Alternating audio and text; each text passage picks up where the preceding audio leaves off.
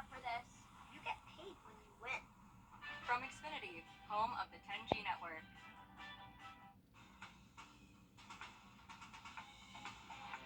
Investigate TV is here. You almost seem speechless. Watch Investigate TV.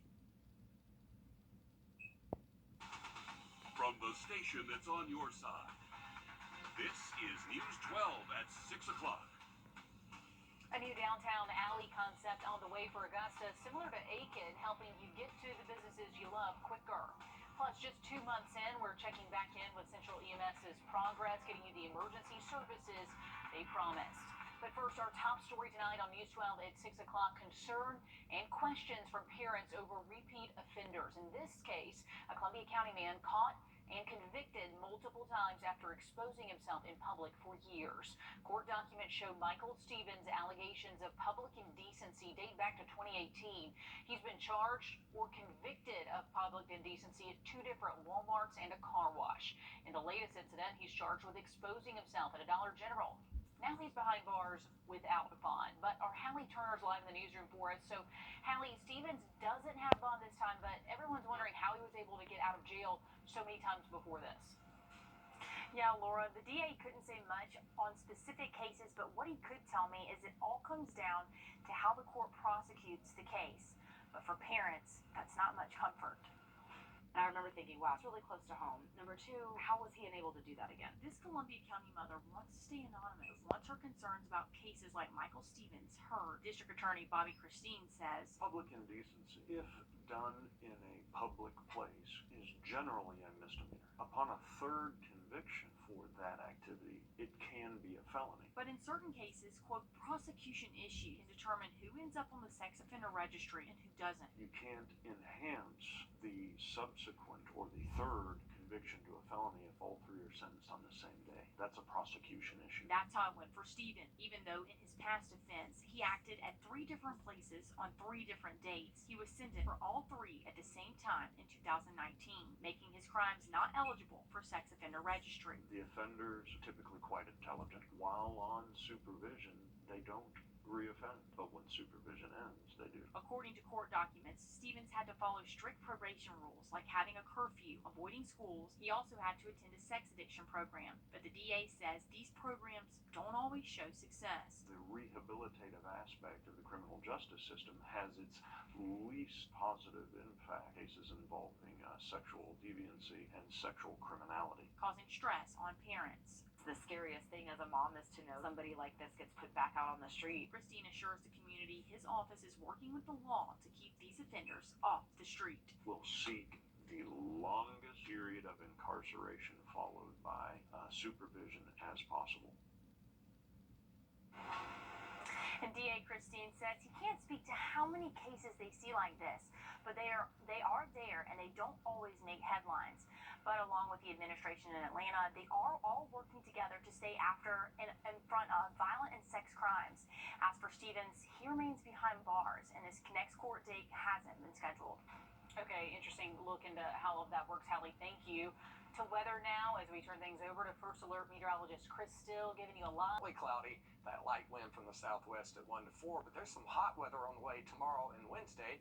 We'll take a look at that forecast coming up in just a few minutes. The city of Augusta is still clawing its way back after a cyber attack. Today, the tag office posted a sign saying they are now accepting property tax payments. On Friday, they were not. Meanwhile, Central EMS was only operating in Augusta for about a month before this cyber attack hit. Our Craig Allison live right outside of their headquarters with a look at some of the roadblocks they're facing since this cyber attack. Craig? That's right. It's down to radio communications and no access to online medical records between here at Central EMS headquarters and between them and the E911 center. A new dispatch system approved by city leaders is currently on hold while cyber issues still hit the city. In with the new, out with the old. Central EMS says they are ready to get rid of the old flipbook systems for upgraded electronic systems that walk dispatchers through giving on the phone life-saving advice. We have outfitted the majority of our ambulances with the equipment to receive through the computers. When the cyber issues clear up, they can upgrade these systems. In the meantime, they're adding more staff and ambulances. 10 at peak hours now, 14 within the next week. Just under 100 workers working now, with 25 currently training at the AU Medical Center. Is everything as far as we're concerned on the ambulance is going as planned. We're on schedule. In fact, we believe we'll be ahead of schedule on standing the operations up as we had committed. They've also almost finalized their new headquarter location, set to be off of I-520. So while the cyber issues Augusta has been faced with have slowed things down for radio communication, they say they're still making strides. We're just ready in our system and waiting on the 911 center. Now, Central EMS originally stated that this new digital dispatch system would be up and ready sometime by the end of June. But while there's no estimates on when this cyber issue will be solved for the city of Augusta, there's no telling on how this will play out time-wise. In Augusta, Craig Allison, on your side. Okay, thanks, Craig. In the latest numbers from the Downtown Development Authority, 47 new businesses set up shop in downtown Augusta. Now there's a new $1.7 million grant that could make it a lot easier to access some of those businesses. Our Alyssa Lyons is live now right off of James Brown Boulevard in what will be the Downtown Connector. So, Alyssa, tell us all what a Downtown Connector is. Hi, Laura. Simply put, it's just an alleyway. Basically, what they're going to do is they're going to take a chunk out of this big, beautiful brick behind me to build a pathway from this side of the brick to the Augusta Commons, while also creating a potential for new businesses to move in. No handouts, just stand up. That's Reginald Middleton's motto. He says it's kind of hard to do when this is next door. What's a gift and a curse? Some people walk by and may kind of be sketchy because it's trash all in this alley right here, so they may think we don't uphold our business the right way. We got a little logo right here on the top of. While Middleton is turning his shop from nothing into something on the inside, Augusta is trying to do the same outside. We've got an alley that is in terrible shape, that has some stormwater issues, and could really be beautified. So that when our visitors get out of their cars at the convention center deck, they have something very nice to look at and can easily access the Augusta Commons. The new plans would take out that building behind me and pave a new walkway that would meet at James Brown Boulevard and Jones Street. More so than that, it would connect those visiting downtown to businesses right beside me. Some people just walk by and don't even know this is a business. An alley would put people along their tracks. It'll just give people more interest and want to come up in these alleys and see what businesses we have. And hopefully bring more. Once that gets completed, it'll be a lot of stuff to be able to feed off of it. Or bigger businesses will want to put their stuff down here. Now, tomorrow, Commission will make a motion to accept that $1.7 million. Once that's done, they can start on the drawing phase, and then eventually when we do see some construction, it'll take around 18 months. Okay, looks like a great plan. We love the alley in Aiken, so maybe this will bring some new life. Thanks for that. All new at 6 o'clock, Georgia Attorney General Chris Carr announcing the indictment of 16 outcast motorcycle gang members in Bryan County. Now, if that sounds familiar, you might remember the outcast motorcycle gang was one of two groups involved in a mass shooting here in Augusta just last month. Right now, it's not clear if this indictment includes any local members or any members involved in or at the shooting at Outcast Augusta headquarters, but we're reaching out to authorities to get some more information. New in the last hour, the Aiken County Sheriff's Office says Stephanie Brown is in jail in connection with a shooting on Midnight Pass. It happened outside of McDonald's over the weekend.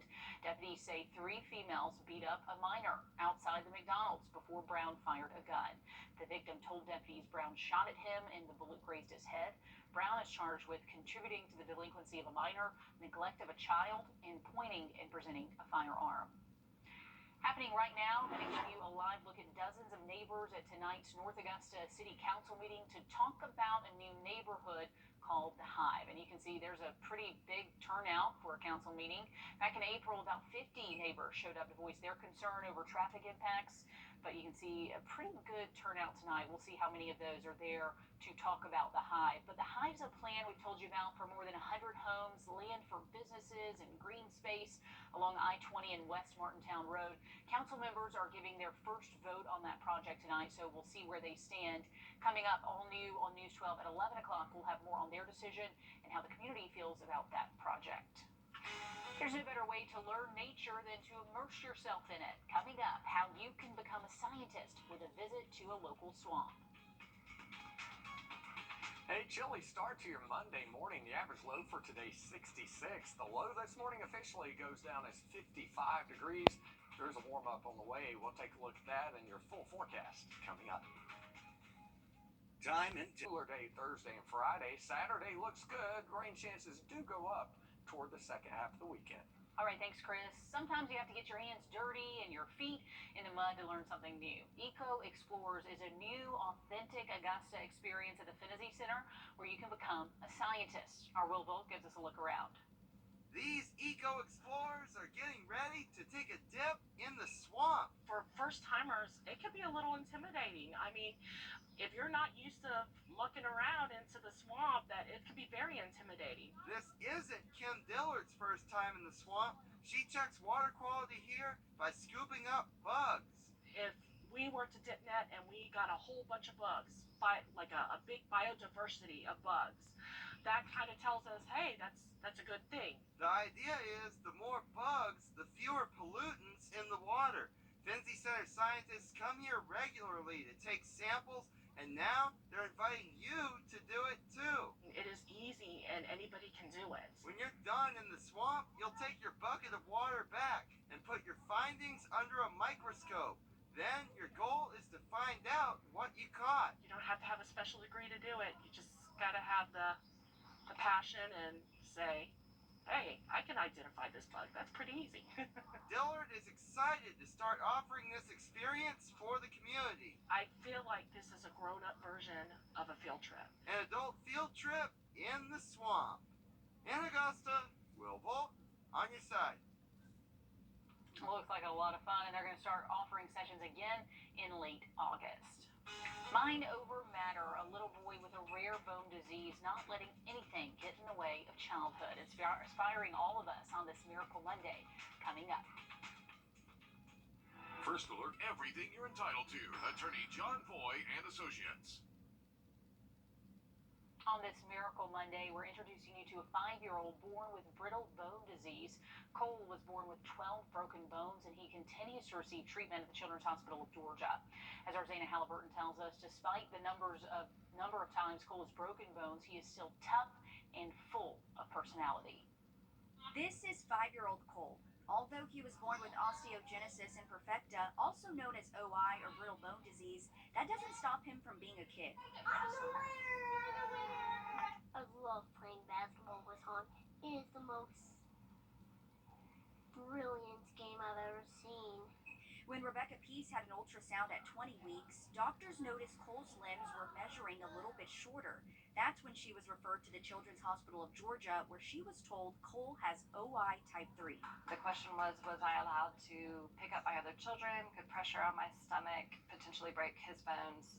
Could I exercise? How should I sleep? Just all these different things I didn't have to think about with my other 2 children. OI is when bones break easily, often with no obvious cause or minimal injury. Cole was born with 12 broken bones. And then it was, how do we hold him? How do we nurse him? How do we change his diaper? Does he wear clothes? If he's going to wear clothes, what do they look? How do you get a shirt on a child with broken arms and broken legs?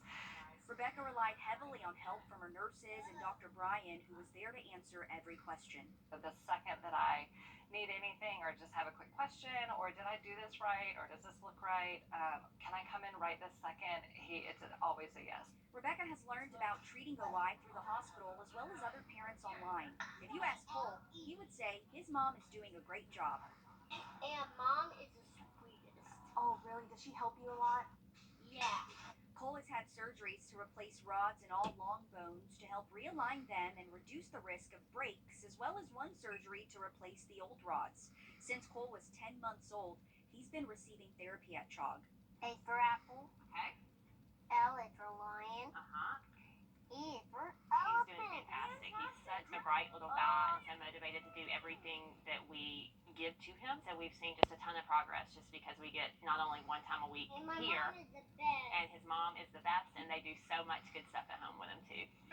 I tend to spin around really fast. The worst part about OI is being told no. And and not being able to try. And so there's like this very fine balance between letting him try and also being responsible parents and keeping him safe. Reporting in Augusta, Zana Halliburton on your side. Well, if your heart isn't just in a puddle after that, sweet boy and such special people at the Children's Hospital of Georgia. And Rebecca says her message to other parents would be to get as much information as you can, educate yourself on OI. As for Cole, he continues to receive treatment at the Children's Hospital. So if you'd like to help support kids just like Cole at the Children's Hospital, we have a link to donate on our website. Just search Miracle Monday. On your sideline, sports brought to you by the Hawk Law Group. Every now and then, we see a baseball player hit a home run in their first game in the majors. Or on your sideline, sports brought to you by the Hawk Law Group. every now and then, we see a baseball player hit a home run in their first game in the majors, or a wide receiver score a touchdown in their first game in the NFL. But rarely do we ever see a golfer win their first event as a professional. In her LPGA debut, Rose Zhang won the Mizuho Americas Open. She finished the final round at 9 under and went head-to-head in a playoff with Jennifer Kupcho, the first ever Augusta National Women's Amateur Champion. Despite it being her first start, Zhang is used to the pressure, and we saw that on full display when she was here in Augusta. You might remember, Zhang won this year's Augusta National Women's Amateur on a 2-hole playoff. I feel like once I finished out 18 and signed my scorecard, I knew I was going back out there. It felt exactly like Augusta National. Even though playoffs are never comfortable, I felt like it was such a familiar position that I've been in before. With the road to Omaha for the College Baseball World Series heating up, it's been all gas, no brakes for South Carolina. The Gamecocks won all 3 of their regional games in Columbia, scoring a combined 41 runs in those games. Now the Gamecocks are moving on to the Super Regionals, where they'll face the Florida Gators in a best-of-3 series. That's it for sports. We'll have one more look at your forecast after the break. You're watching News 12 on your side. When it's time for TopDoctorofAugusta.com. It will be a much warmer day out there tomorrow for your boating plans. A west to southwest wind at 6 to 11. The water temperature at 76. Looking ahead to the weekend, Saturday looks good. Sunday, rain chances could be going back up with highs in the mid to upper 80s. There's your 7-day forecast. The weather looks like it could be on Thursday. A little cool for the weekend. 58 on Friday night. Wow, unheard of. Wild times. Okay, that'll do it for News 12 at 6 o'clock. Our next news update comes at 7 over on NBC.